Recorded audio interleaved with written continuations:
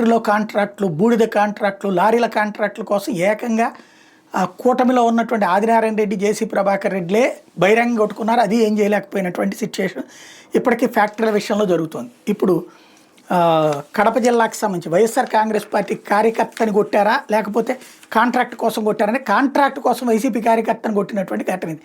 వైఎస్ఆర్ కడప జిల్లా పార్నపల్లికి చెందిన టీడీపీ నాయకులు వైఎస్ఆర్సీపీ కార్యకర్త అశోక్ కుమార్ మీద శిక్షణారహితంగా దాడి చేశారు.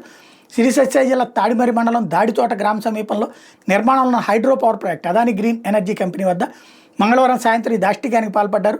బాధితుడు పోలీసులు తెలిపిన వివరాల ప్రకారం పార్నపల్లికి చెందిన అశోక్ కుమార్ అదాని కంపెనీలో కేబుల్ పనులు చేస్తున్నాడు.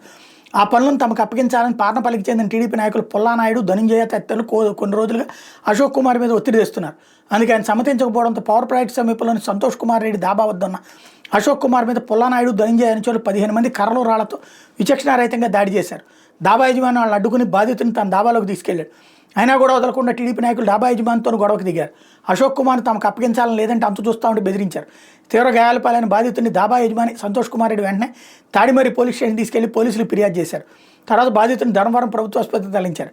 హైడ్రో పవర్ ప్రాజెక్టు పనులని వాళ్ళ కనుసరణలో జరగాలనే ఉద్దేశంతో కాంట్రాక్టర్లను భయభ్రాంతులకు గురి చేసేందుకే తన మీద దాడి చేసినట్టు చెప్పుకొచ్చాడు బాధితుడు. తాడిమరి పోలీసులు కేసు దర్యాప్తు చేస్తున్నారు.